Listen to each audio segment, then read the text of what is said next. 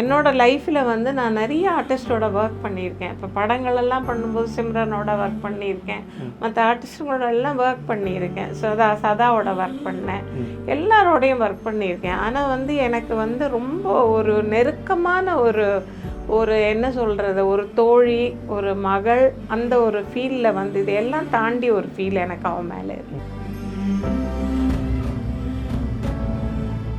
அப்படியே சேர்த்து கட்டி பிடிச்சி முத்தமாக கொடுத்து, அப்புறம் வில்லியம்ஸுக்கு ஷூவு, சூட்டு, அது இது என்னென்னமோ கொடுத்து விட்டார். அவ்வளோ சந்தோஷப்பட்டாராம் ஜாக்கி சான். இது வந்து என்னன்னா, அங்கேருந்து வந்தார், வந்துட்டு ஜம்போ மாமி அப்படின்னாரு. என்னது அப்படின்னா, ஜம்போ மாமி, இது என்ன புது பேரா இருக்குன்னா, உங்களுக்காக நான் செலக்ட் பண்ண பேருமா ஜம்போ மாமி. பாருங்க, நீங்க ஃபேமஸ் ஆயிடுவீங்கன்னா. மாமி எல்லாம் ஜம்போ மீல் சாப்பிடுறவா, அதை போய் கெடுத்து விட்டே நீ சும்மா இருடா. நிஜமாவே விவேக் சார் இழந்தது ரொம்ப பெரிய ஒரு இழப்புன்னு சொல்லலாம். ஏன்னா அவர் வந்து இருக்கிற இடம் வந்து கலகலன்னு இருக்கும். நான் அன்னியன் ஒர்க் பண்ணும்போது அவர் அடிக்கிற காமெடியை பார்த்து விழுந்து விழுந்து சிரிப்போம்.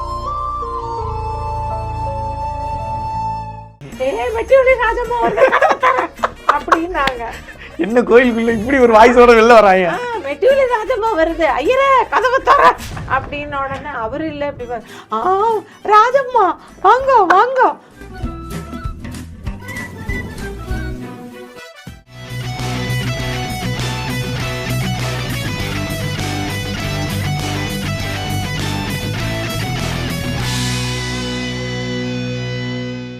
அது என்னன்னா, அந்த பாசத்தை நான் இழந்துட்டேனோ அப்படின்னு எனக்கு தோணுச்சு. இல்லை தண்ணி அந்த இடத்துல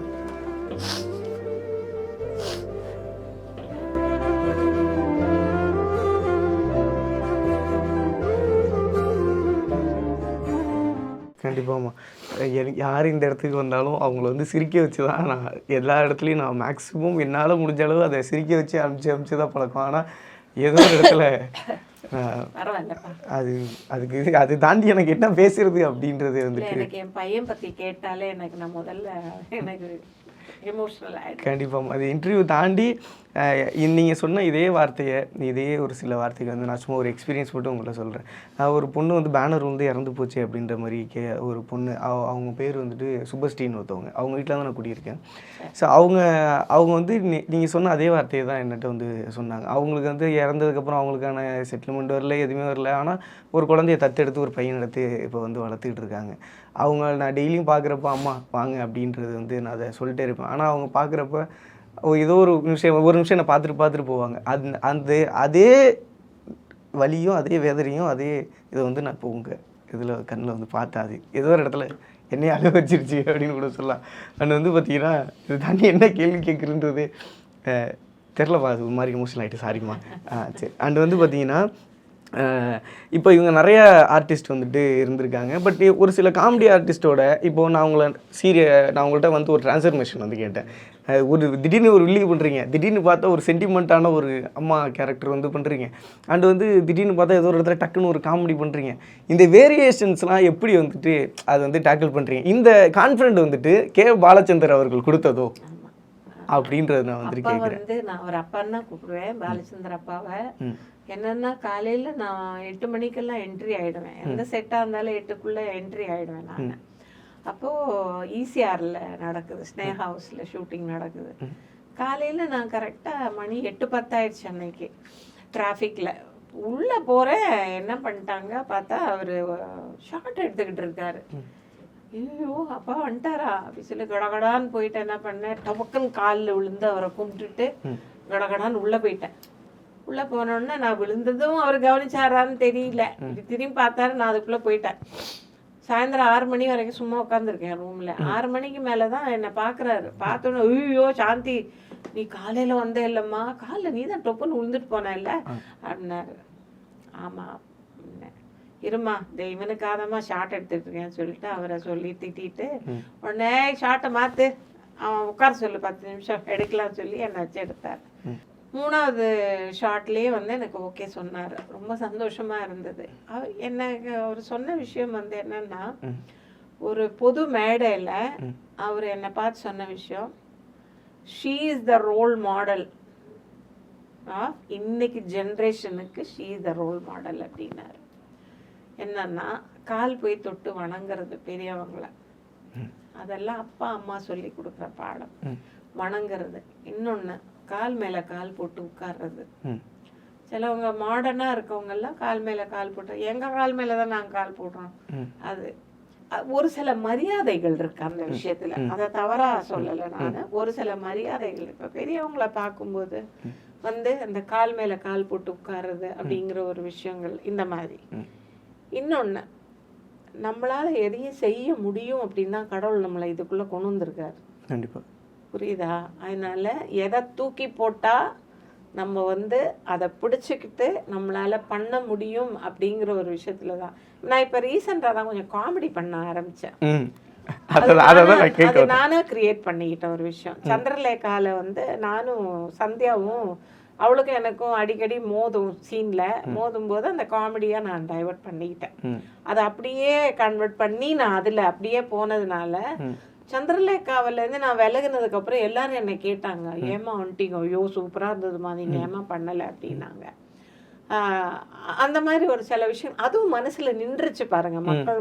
அதுதான் என்ன என்னால வில்லியா இல்ல ஒரு நல்ல ஃபேமிலி லேடியா பண்ண முடியும்ன்றது பாலச்சந்தர் அப்பா என்னை கொண்டு வந்தார், என்னை மோல்ட் பண்ணி என்னை கொண்டு வந்தார். இப்போ வந்து பார்த்தீங்கன்னா ஒரு சில ஹீரோக்கள் பற்றி நான் கேட்குறேன். ஹீரோக்கள் அப்புறம் உங்கள் பர்சனலான வாழ்க்கையில் கனெக்ட் ஆனவங்க பற்றி ஸோ உங்களுக்கு தெரிஞ்ச விஷயங்கள் வந்துட்டு சொன்னால் போதும். அது வந்து பார்த்திங்கன்னா நாங்கள் வந்துட்டு உங்களை எந்த அளவு ரசித்தோமோ அதே அளவு ஈக்குவலாக அந்த பாண்டியன் ஸ்டோர்ஸ் இந்த மாதிரி சீரியல் வந்து சித்ரா அவங்கள வந்து எல்லாருக்குமே பிடிக்கும். பிடிக்காத ஆள் அப்படின்றது வந்து ஒரு 99% ஒரு பர்சன்டேஜ் வேணால் இருக்கலாம். அந்த 99% வந்து அவங்கள எல்லாரும் பிடிக்கும். ஸோ நீங்களும் வந்து அவங்கள பற்றி ஒரு சில வார்த்தைகள், ஸோ அவங்க வந்துட்டு அந்த எல்லாத்தையுமே அந்த அம்மான்றதோட கனெக்ட் ஆகிடுவாங்கல்ல. ஸோ உங்களுக்கும் அவங்க ஒரு பொண்ணு மாதிரி தானே. ஸோ அவங்களோட இழப்பு பற்றி அவங்கள பற்றி. பொண்ணு மாதிரி இல்லை, ஷீ இஸ் மை டாட்டர். அவள் என்னோட பொண்ணு. என்ன பொண்ணு மாதிரின்னு சொல்லிட்டா கொஞ்சம் தள்ளி வைக்கணும், பட் அப்படி கிடையாது. எனக்கும் அவளுக்கும் வந்து போன ஜென்ம தொடர்பாக என்னன்னு எனக்கு தெரியாது. என்னோடய லைஃப்பில் வந்து நான் நிறைய ஆர்டிஸ்டோட ஒர்க் பண்ணியிருக்கேன். இப்போ படங்களெல்லாம் பண்ணும்போது சிம்ரனோட ஒர்க் பண்ணியிருக்கேன், மற்ற ஆர்டிஸ்டுங்களோட எல்லாம் ஒர்க் பண்ணியிருக்கேன், சதாவோட ஒர்க் பண்ணேன், எல்லாரோடையும் ஒர்க் பண்ணியிருக்கேன். ஆனால் வந்து எனக்கு வந்து ரொம்ப ஒரு நெருக்கமான ஒரு என்ன சொல்கிறது, ஒரு தோழி, ஒரு மகள், அந்த ஒரு ஃபீலில் வந்து இதெல்லாம் தாண்டி ஒரு ஃபீல் எனக்கு அவன் மேலே இருந்தது. ஏன்னா அவள் தன்னுடைய வாழ்க்கையை பற்றி நிறைய என்கிட்ட சொல்லுவாள். நாங்கள் 2 பேர் தான் தனியாக உட்காந்துருப்போம். எங்கே போனாலும் ஒரு ரூமில் நானும் அவளும் இருப்போம். சில செட்டில் போனோன்னா எல்லோரும் ஒன்றா உட்காந்துருப்போம். சுஜிதா நாங்கள் எல்லாம் ஒன்றா உட்காந்துருப்போம். ஆனால் சுஜிதா வந்து எனக்கு குழந்தையிலேருந்தே தெரியும். எங்கள் வீட்டுக்கு வருவாள், எங்கள் ஹஸ்பண்டோட படம்லாம் நடிச்சிருக்காங்க, நல்ல ரொம்ப தெரியும்.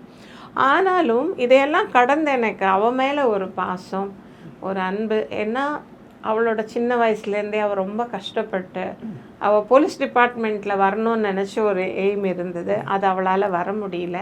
அதுக்கப்புறம் சின்ன சின்ன இந்த காம்பியரர் அது இதுன்னெல்லாம் போயிட்டு லாஸ்ட்டில் அவள் ஒரு நல்ல ஒரு ஸ்டேட்டஸ்க்கு சின்ன பாப்பா பெரிய பாப்பாவில் நடிச்சு கடைசியில் இதுக்கு வந்தா, பாண்டியன் ஸ்டோருக்கு வந்தா. ஃபஸ்ட்டு டே ஷூட்டிங் நடக்கும்போது ஒரு பெரிய பெட்டி அது இதெல்லாம் எடுத்துகிட்டு வந்தாப்புல. வந்த அன்னைக்கே ரொம்ப க்ளோஸ் ஆகிட்டோம். வந்த அன்னைக்கே வந்து நான் எப்போவுமே வீட்டிலேருந்து சாப்பாடு எடுத்துகிட்டு போவேன். மதியானம் சாப்பிடும்போது ப்ரொடக்ஷன் சாப்பாடு, இதெல்லாம் எதுக்கு நீ நான் வீட்டில் கொண்டு வந்திருக்கேன் சாப்பிட்லான்னு சொல்லிட்டு நாங்கள் எல்லாம் கம்ப மீனாக நாங்கள் எல்லாம் ஒன்றா உட்காந்து எல்லாம் ஷேர் பண்ணி சாப்பிட்டோம். அதுலேருந்து எப்போவுமே அவளுக்கு நான் சாப்பாடு எடுத்துகிட்டு போவேன். ஏன்னா ரொம்ப பிடிச்ச குழம்பு என்னென்னா பூண்டு காரக்குழம்பு பிடிக்கும் அவளுக்கு. அது எப்போ ஒரு ஷெட்யூலில் 2 வாட்டியாவது நான் எடுத்துகிட்டு போய் கொடுப்பேன் அவளுக்கு. அந்த மாதிரி இன்னொன்று என்னென்னா, அவளை மாதிரி ஒரு குழந்தைய பார்க்க முடியாது. ஒரு தானத்திலே ஆகட்டும், தர்மத்திலே ஆகட்டும், எதிலே ஆகட்டும், மற்றவங்ககிட்ட அன்பு காட்டுற விஷயத்துலே ஆகட்டும், எல்லா விஷயத்துலேயுமே அவள் ஒரு மெச்சூரிட்டி, புரியுதுங்களா? மற்றவங்க மாதிரி இல்லாமல் இவங்ககிட்ட பேசக்கூடாது, இவங்ககிட்ட அப்படியெல்லாம் எந்த விதமான பாகுபாடும் இல்லாமல் எல்லாரும் ஒரே அப்படி தான் அவள் பார்த்தா. அந்த ஒரு விஷயம் எனக்கு அவகிட்ட ரொம்ப பிடிச்சிருந்தது. கண்டிப்பாக அந்த விஷயம் எனக்கு அவகிட்ட ரொம்பவே பிடிச்சிருந்தது. அதனால என்னென்னா நாங்கள் 2 பேரும் எங்கள் லைஃப் பற்றி ஷேர் பண்ணுவோம். எங்கள் வீட்டில் ஏதாவது முந்தின நாள் நடந்தால் மறுநாள் ஷூட்டிங் போனால் அவகிட்ட பலன்னு சொல்லுவேன். அவளும் ஏதாவது இருந்தான்னா சொல்லுவாள். இன்னொன்று என்னென்னா சாப்பாடு. போன உடனே என்ன கேட்பா, இன்றைக்கி எங்கே நம்ம சாப்பாடு சாப்பிட்லாம், இன்றைக்கி வந்து ஸ்டார் பிரியாணி சொல்லட்டுமாம்மா, அம்மா KFC சாப்பிட்லாமா அம்மா, அந்த மாதிரி சில விஷயங்கள் வந்து சாப்பாடு விஷயத்தில் ரொம்ப நல்லா கவனிப்பாங்க. என்னென்னு இல்லை, இன்ஃபேக்ட் டோட்டல் யூனிட்டுக்கே வந்து அந்த பிள்ளை வந்து அடிக்கடி சாப்பாடு போடுவா, நல்லா பார்த்துப்பா. அந்த மாதிரி வந்து ஒரு நல்ல ஒரு குணாதிசயங்கள். அதே மாதிரி வந்து பார்த்தீங்கன்னா யாராவது ஒரு ரேண்டமாக உங்களுக்கு யாரை பிடிக்கும் அப்படின்னு சொல்லிட்டு கேட்குறப்ப டக்குன்னு யோசிக்காமல் அஜித் அவர்கள் அப்படின்னு சொல்லிட்டு சொன்னீங்க. அதுக்கு என்ன காரணம்? ஸோ அதுக்கு ஒரு ரீசன் இருக்கும்ல டெஃபினட்டாக. அது என்ன ரீசன்? அப்படி இல்லை, அவர் இண்டஸ்ட்ரியை விட்டு தனியாக ஒரு அதாவது அவரோட ட்ராக்கே தனியாக இருக்குது.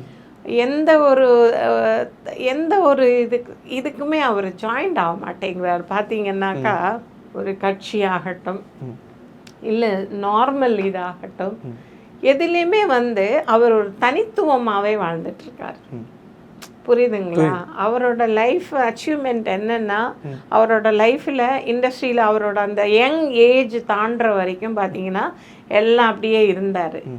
இப்போ என்னன்னா அவரை பொறுத்த வரைக்கும் அவரோட ரேலிஸ், அந்த பைக் ரேஸு, அது இது, அப்புறம் வந்து அவரோட ஃபேமிலி, இதில் தான் அவர் கூடுதல் கான்சென்ட்ரேட் பண்ணுறார்.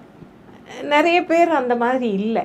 நம்ம இண்டஸ்ட்ரியில் இருக்கவங்களே இருக்காங்க, ஆனால் வந்து இந்த அளவுக்கு இருப்பாங்களான்னு எனக்கு தெரியல. அவர் ஒரு தனித்துவமாகவே இருக்கார். அதனால எனக்கு அவரை ரொம்ப பிடிக்கும். ஏன்னா மற்றவங்க கிட்ட பாசம் காட்டுறதாகட்டும் எதாகட்டும், அவர் வீட்டுக்கு போனால் பிரியாணி அவரே சமைச்சு எல்லாருக்கும் பிரியாணி போடுவாராம். லொக்கேஷனில் அந்த ரேலி போன இடத்துல கூட, ரேஸ் போன இடத்துல கூட ஒரு இடத்துல வந்து உட்காந்து நார்த்தில் உட்காந்து அவர் பிரியாணி கிண்டிட்டு இருக்காரு கூட வந்தவங்களுக்கு எல்லாருக்கும். அந்த மாதிரி எல்லாம் வந்து அதான் அந்த ஒரு தனித்துவம். அவர் வந்து தனியாக இருக்கார் இண்டஸ்ட்ரியில் வந்து அஜித் அப்படின்னா ஒரு தனித்துவம் அப்படின்றது. அம்மா, அதாவது வந்து நாங்கள் வந்து இப்போ உங்ககிட்ட கேட்குறப்ப தான் எனக்கு அந்த விஷயமே தெரிஞ்சிருக்குன்னு ஓப்பனாக வந்து சொல்கிறேன். ஆக்சுவலாக ஜாக்கி சானுக்கு வந்து ஒரு ஷாட் வந்து ஃபெமிலியரான ஷாட். ஸோ அந்த ஷாட்டை எடுத்தது வில்லியம் சார் தான் அப்படின்ற மாதிரி கேள்விப்பட்டோம் இப்போ நீங்கள் சொல்லி. ஸோ அது என்ன ஷாட் அது ஆக்சுவலாக? அதாவது வந்து யாரோ கூப்பிட்டாங்க வில்லியம்ஸை. கூப்பிட்ட உடனே என்ன பேசிகிட்டே இருந்தார். ஜாக்கி சான் அது இதுன்னு டாபிக் வரும். நான் கிட்ட என்ன ஜாக்கி சான் அப்படின்னா, இல்லை இந்த மாதிரி ஜாக்கி சான் படத்துக்கு என்னை வந்து கூப்பிட்ருக்காங்க, நான் போகிறேன் அப்படின்னாரு. அவர் ரொம்ப ரிஸ்காக இல்லை, ஷார்ட்டெல்லாம் வைப்பார் அப்படின்னு. ஆமாம் கூப்பிட்ருக்காங்க போகிறேன் அப்படின்னார். சரி சொல்லிவிட்டு சூட்டெல்லாம் தைச்சிட்டார், எல்லாம் ரெடியாகி ரொம்ப தான் போனார். போயிட்டு அந்த படம் நடித்து முடிச்சுட்டு, அந்த படம் வந்து ஒர்க் பண்ணி முடிச்சுட்டு நேராக வந்தார். வந்து ரொம்ப பெருமையாக பேசினார். நான் இப்படி ஷார்ட் எடுத்தேன், நான் அப்படி எடுத்தேன், இப்படி எடுத்தேன். படம் பார்க்கும்போது என் உயிரே போயிடுச்சு. என்னன்னு பார்த்தா 7th ஃப்ளோர்லேருந்து கண்ணாடி சில்லு அடிச்சடியில் சில்லு உடச்சிட்டு இப்படி வருவார் ஜாக்கி சான். கீழே வந்து அவர் விழாமல் இருக்கிறதுக்கெல்லாம் அரேஞ்ச் பண்ணியிருக்காங்க. அது வரைக்கும் தான் அந்த ஷாட் வரும்.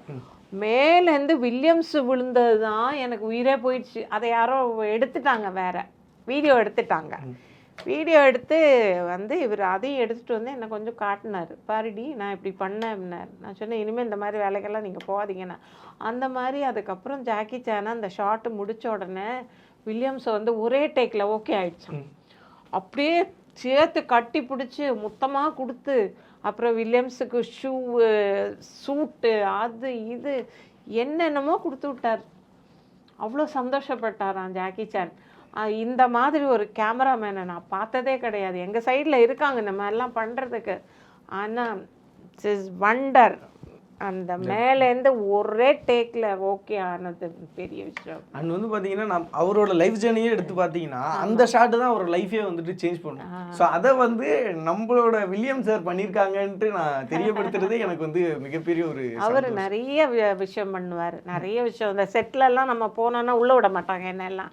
ஏன் பிடிச்சி வைக்கிறீங்க அப்படின்னாக்கா உள்ள ஜெயசுதா மாதிரி நீ போனேன்னா அவ்வளோதான், நீ மயங்கி கீழே விழுந்துருவே அப்படின்வாங்க. என்னன்னு உள்ளே போய் பார்த்தா தலைகீழாக தொங்கிட்டு இருப்பார். கேமரா வச்சுட்டு காலில் மட்டும் கட்டி போட்டு தலைகீழாக கேமரா வச்சுக்கிட்டு தொங்கிட்டு சுற்றிக்கிட்டு இருப்பார். இதை சுற்றுறதுக்கு வேற ஒரு 2 லைட்மேன் அண்ணாங்க நிற்பாங்க. இன்றைக்கும் நான் செட்டில் போனால் லைட்மேன் அண்ணா கேட்பாங்க, அம்மா அவனை மாதிரி ஒருத்தனை பார்க்கவே முடியாதுமா, கம்யூனிட்டி அப்படின்வாங்க வில்லியம்ஸில். அவன் சரியான கம்யூனிட்டிம்மா, அவன் பாரு என்னம்மா உயிரை பணையம் வச்சு அவன் பண்ணான் அந்த காலத்தில் அப்படின்வாங்க. அவனை மாதிரிலாம் எவனும் பிறக்க முடியாது அப்படின்வாங்க. எனக்கு பெருமையாக இருக்கும் அதை பற்றியெல்லாம் கேட்கும்போது, ரொம்ப பெருமையாக இப்போ அவ்வளோ பெரிய ஒரு மனுஷனை நாங்கள் வந்துட்டு இப்போ இன்னும் நிறைய பேர் இதுக்கப்புறம் வர்றவங்க தெரிஞ்சுக்குவாங்க அப்படி சொல்லிட்டு நான் நம்புறேன். கண்டிப்பாக வர்ற ஒளிப்பதிவாளர்கள் எல்லாம் நல்லா இருக்கணும். இப்போ ரீசன்ட் டேஸில் கடைசியான ஒரு கேள்வி, ரீசன்ட் டேஸில் நிறைய படங்கள் வந்து பார்த்துருப்பீங்க, ஏதாவது இந்த படங்கள் நல்லா பண்ணியிருக்காங்கல்ல அப்படின்னு சொல்லிட்டு உங்களுக்கு ஒரு சில படங்கள் வந்து கொஞ்சம் கனெக்ட் ஆகும்ல, அது எந்த படங்கள் கனெக்ட் ஆச்சு? இல்லை அது நான் கண்டிப்பாக கேட்கணும் அப்படின்னு சொல்லிட்டு நினச்சேன். ஏன்னா நிறைய பேர் அங்கே இருக்கிற அந்த ஒரு பீரியட் ஆஃப் செட் ஆஃபில் ஒர்க் பண்ணுறவங்க ரீசெண்ட் டேஸில் நிறைய படங்கள் கனெக்ட் ஆகுது அப்படின்ற மாதிரி வந்து சொல்லுவாங்க. ஸோ நீங்கள் லாஸ்ட்டாக ஏதாவது ஒரு படம் இல்லை எனக்கு இந்த இன்னும் அந்த அன்பேஷம் அந்த ஒரு ரேஞ்ச் அதுவே போதும் அப்படின்ற ஒரு மைண்ட் செட்டில் இருக்கும்ல, ஸோ அந்த மாதிரி ஒரு சில படங்கள். கமல் சாருடைய படங்கள் எல்லாம் பற்றி தான் நான் சொல்லுவேன். ஏன்னா கமல் சார் எல்லாத்துலேயுமே ஒரு உயிர் இருக்கும், கதையில் ஒரு உயிர் இருக்கும். இப்போ இந்த என்னது குணான்னு ஒரு கேரக்டர் பண்ணாரு, என்ன படம் அது இப்போ ரீசெண்டாக ரிலீஸ் ஆனதாம்மா, குணால மஞ்சுமல் பாய்ஸ் அதை போட்டு ஒரு படம், அது ரிலேட்டட் பாய்ஸ் அந்த வச்சுதான், அந்த ஒரு பேர் வச்சுதான், அந்த குணா கேவுன்னு ஒரு பேர் வச்சுதான் பண்ண மாதிரி. இப்போ இருக்கிற இதெல்லாம் நான் படங்கள் ரொம்ப பார்க்கறது இல்லைப்பா. இப்போ சினிமாவே நான் பார்த்தது இல்லை, தெரியுமா உங்களுக்கு? சினிமா தியேட்டருக்கே போக மாட்டேன், சினிமா பார்க்க மாட்டேன். என்ன யாராவது ஏதாவது கதை சொன்ன எங்கள் வீட்டில் டிவிலேயே அதெல்லாம் போட்டாங்கன்னா பார்ப்பேன், பார்த்து 5 நிமிஷம் பார்ப்பேன், குடுகுடுன்னு கிச்சனுக்குள்ளே ஓடி போயிடுவேன். எனக்கு கிச்சன் தான் இடம். அந்த மாதிரி இன்னைக்கு காலகட்டத்துக்குள்ள மஞ்சுமல் கொஞ்சம் நல்ல இதாக இருக்கு, ஒரு உயிர் இருக்கு அந்த கதையில. அந்த ஃப்ரெண்ட்ஸுங்களுக்குள்ள ஒரு ஒரு ஒரு அட்டாச்மெண்ட்டு, அவங்க அந்த அதாவது இவன் என்ன காப்பாற்றின ஒரு டைம்ல நான் அவனை காப்பாற்றணும்னு அவர் இறங்குறது, அதெல்லாம் ரொம்ப நல்ல ஒரு உயிரோட்டமான ஒரு கதையாக தான் இருந்தது மஞ்சுமல் பாய்ஸ். ஏன்னா அதை நான் இதில் பார்த்தேன், அதனால சொல்றேன், தியேட்டர் போய் பார்க்கல. சரிப்பா, சரி அம்மா.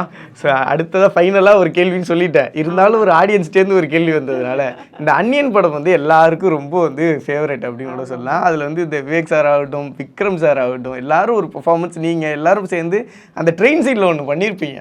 ஸோ அந்த ஷார்ட்டை பற்றியும் அங்கே நடந்த ஏதாவது ஒரு சில சுவாரஸ்யமான சம்பவங்கள்? அது ரொம்ப சுவாரஸ்யமான ஒரு டீம் எனக்கு. அதுவும் சங்கர் சார் சத்தியமாக சொல்கிறேன், is a very good director. அதாவது ஆர்டிஸ்ட் அவர் எப்படி ட்ராவல் பண்ணி கொண்டு போனாருன்றதும் இருக்குது அதில். அதாவது அந்த ட்ரெயின் செட்டப்பில் காலையில் ஆரம்பித்தாங்க, ஏவிஎம் ஸ்டுடியோவில் தான் ட்ரெயின் செட்டப் போட்டிருந்தாங்க. போட்டு ஆரம்பிச்சு மணி 3 ஆச்சு, 2 ஆச்சு, 3 ஆச்சு, எல்லாத்துக்கும் வயிறு கப்பான்னு பசிக்குது. சங்கர் சார் வா பிஸ்கெட் கொடுங்கப்பா, ஸ்நாக்ஸ் கொடுங்கப்பா, பப்ஸ் கொடுங்கப்பா, டீ கொடுங்க அப்படின்னு அடிக்கடி சொல்லி அனுப்புறாரு. அங்கேருந்து எல்லாருக்கும் ஏசி வச்சிருக்காங்க ஃபுல்லா. அப்போ நாங்க எல்லாம் அப்படியே உட்காந்துட்டு இருக்கோம், எனக்கா பசிக்குது, அப்படியே பாக்குறேன், வாங்க ரெடி வாங்க எல்லாம் ட்ரெயினுக்குள்ள ஏறுங்கன்னாங்க. உடனே விவேக் அங்கேருந்து வந்தாரு. விவேக் என்ன பண்ணாரு, அதுக்குள்ள விக்ரம் சார் பார்த்துட்டு விக்ரம் என்ன பண்ணாரு, அம்மா அப்படின்னாரு.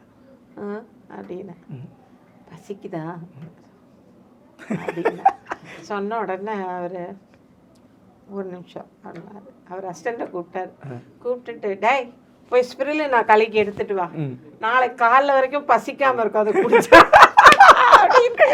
நீங்க கூட அது எக்ஸ்பெக்டேஷன் ரைட்டு, ஒரு 5 நிமிஷம் உடனே சொன்னோன்னு அவர் என்ன பண்ணிட்டாரு, போயிட்டு அந்த பையன் ஒரு பெரிய டப்பாவில் அந்த பவுடர் எடுத்து கொட்டி கலக்கி எல்லாருக்கும் இவ்வளோ பெரிய டபரால கொண்டு கொடுத்தாங்க.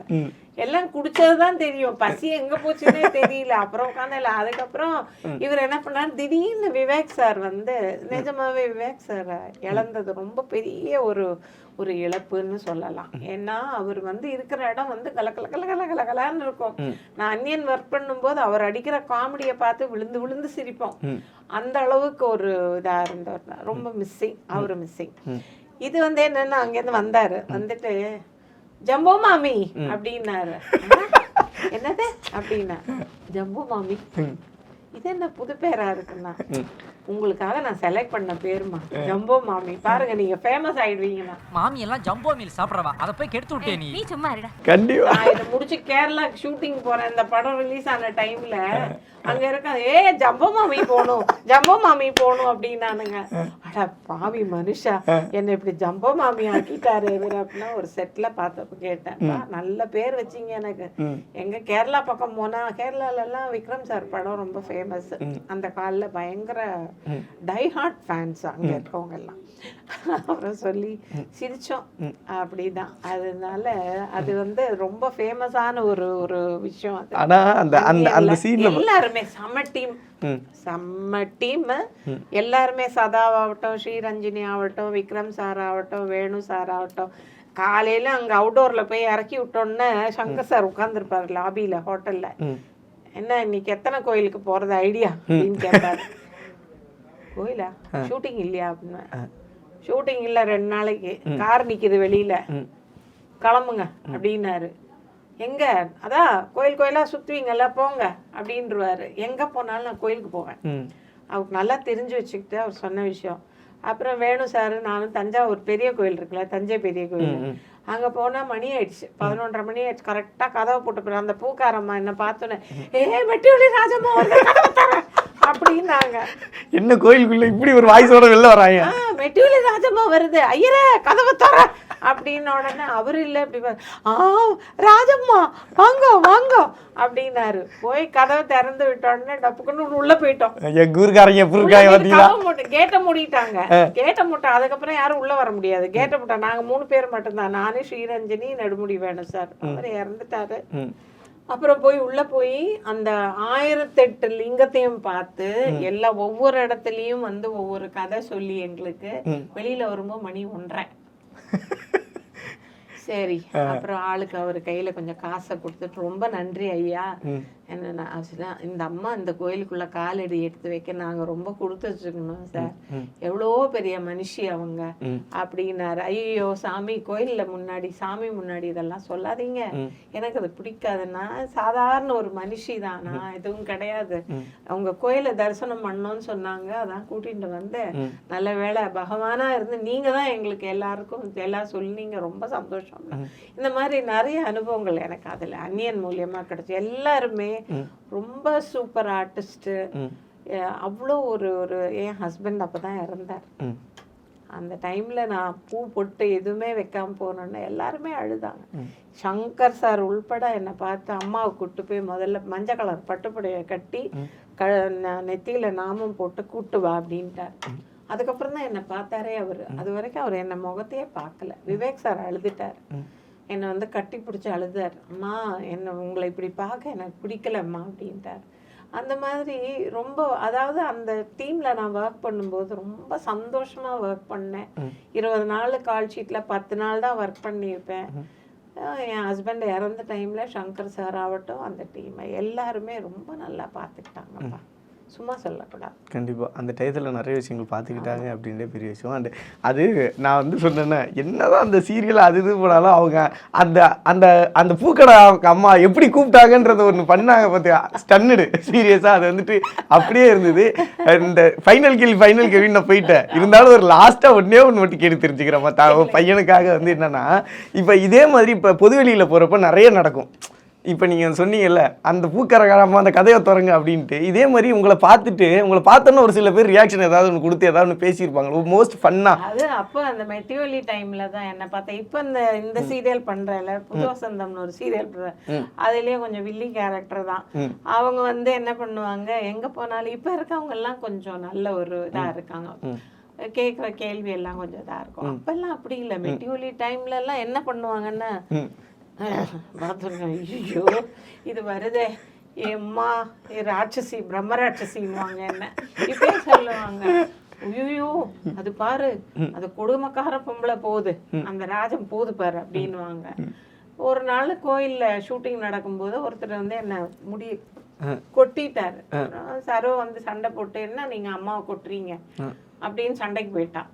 இந்த மாதிரி நிறைய விஷயங்கள். அந்த தொடப்பக்கட்டையெல்லாம் தூக்கிட்டு அடிக்க வந்திருக்காங்க. என்ன அந்த அந்த ஒரு ஆமா, ஒரு அம்மா பெருக்கிட்டே இருந்தவங்க, நான் இப்படி கிராஸ் பண்ணி போறேன், வெஸ்மாம்பலத்துல ஷூட்டிங் நடந்துட்டு இருக்கு, கேமராமேன் வீட்டுக்கு போவோம் நாங்க மத்தியானம் சாப்பிடறதுக்கு, அந்த வீடு கொஞ்சம் ஒரு மாதிரி இருக்கும்னு சொல்லிட்டு போவோம். போகும்போது பார்த்தா ஒரு அம்மா பெருக்கிட்டே இருந்தவங்க தொடப்பக்கட்டையை தூக்கிட்டு வந்துட்டாங்க அடிக்கிறதுக்கு. என்ன போறா பாரு அப்படின்னு நாங்க பாருங்க பார்த்தோன்னேன் எனக்கு ஐயோ காயோ அடிக்க வராங்க, காயோ பயமா இருக்கு, நான் போய் ஒளிஞ்சுக்கிறோம் பின்னாடி பின்னாடி. சீரியஸா நான் அந்த நெகட்டிவ் ஷேட் ரோல் பண்றதுக்கு பின்னாடி இந்த ஃபேன்ஸ்ட்டே இருந்து ஒன்று வரும்ல. ஐயோ அதெல்லாம் ரொம்ப மோசமா இருக்கும். ஒரு குழந்தை இவ்வளோண்டு தான் இருக்கு. நான் அந்த டி நகர்ல கடையில நின்று என் பேத்திக்கு ட்ரெஸ் எடுக்கலான்னு போயிட்டேன். பேத்திக்கு என் பொண்ணுக்கு ஏதோ ட்ரெஸ் எடுக்கலான்னு போனேன் பாருங்க. போனா இந்த பொண்ணு இல்ல இப்படி பாக்குது, ஒளிஞ்சுக்குது, திரும்ப இப்படி பாக்குது, திரும்ப ஒளிஞ்சுக்குது. கேட்குறேன் நான் என்ன பண்ணேன், நேரம் மெதுவா போய் பின்பக்கமா போய் பிடிச்சிட்டேன். பிடிச்சி தூக்கிட்டு என்ன என்ன பிரச்சனை உனக்கு, நீ என்ன ஒளிஞ்சு ஒளிஞ்சம்மா,